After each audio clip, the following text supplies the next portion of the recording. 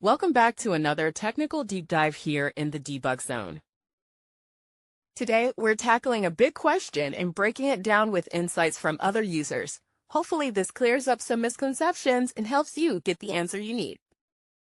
So, buckle up, stay a little curious, and let's jump right in.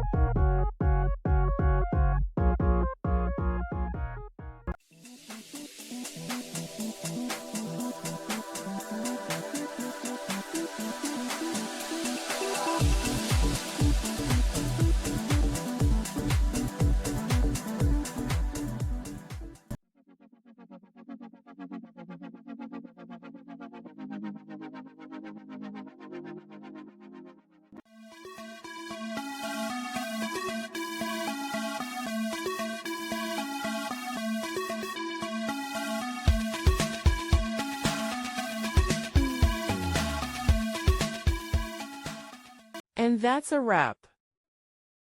I hope you found the answer you were looking for. If you did, take a second to hit that subscribe button. It really helps out. And let me know in the comments which solution worked best for you. See you next time in the debug zone.